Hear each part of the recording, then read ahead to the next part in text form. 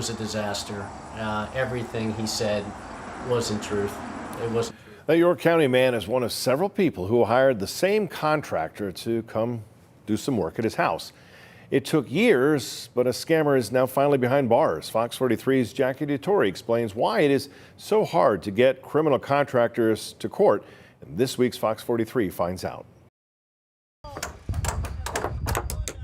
When you hire someone to do work around your house, you expect that work to be done and done within a reasonable time.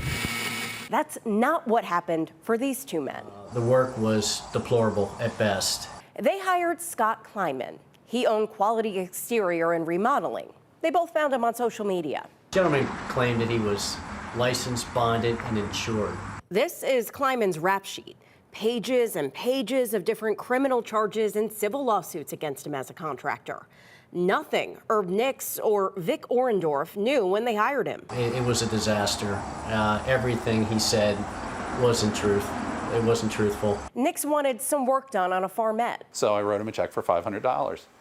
Never saw him again. He says the contractor started giving every excuse in the book. It was 40 plus times that he was supposed to be there that he made an excuse and didn't show up. I contacted the police department right away and said, hey, what do I do? And they said, well, you can file a complaint, but because he had dropped off a couple of supplies and did some very, very minimal work, they said it's going to be civil.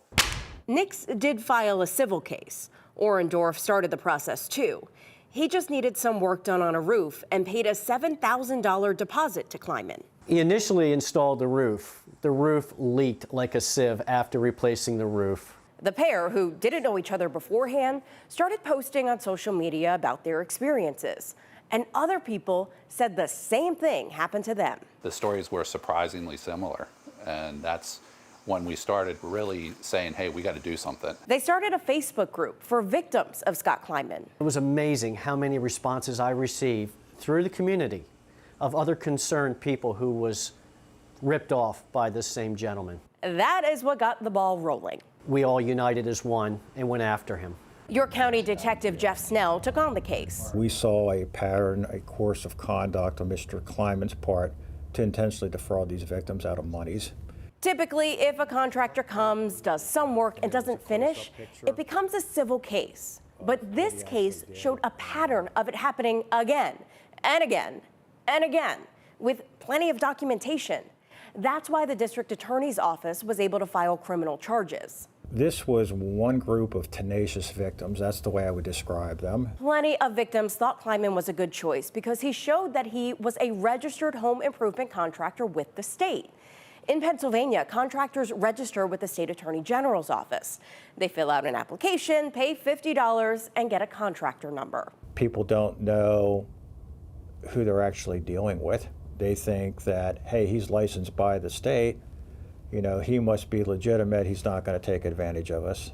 And that's far from the contrary. Contractors are supposed to disclose if they have ever been convicted or pled guilty to a crime related to a home improvement transaction, although it's not hard to fib. They put the business under a girlfriend's name, or they put the business under a wife's name, and they don't have anything to do with the business. The victims think Kleinman likely fibbed on his registration, and they want harsher laws in Pennsylvania to prevent crimes like this from happening in the future. Stricter legislation has been introduced, but it has gone nowhere in the state. The good one's not a problem because they're doing the job, but it allows the bad ones to take that credential and say, hey, look, I'm licensed. I know what I'm doing. Kleinman is now behind bars.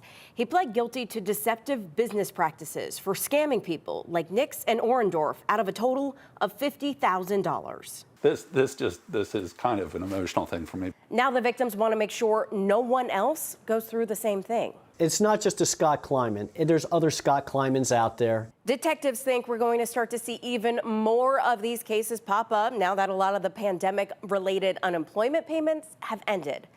People may be looking for odd jobs who aren't qualified. You can go to fox43.com for a simple step-by-step guide to make sure you're hiring the right person for the job, including how you can check their criminal record for free. If you have a consumer story or scam that you want me to look into, Fox 43 wants to find out. Let me know. Email Fox43 Finds Out at fox43.com or join the Fox 43 Finds Out group on Facebook.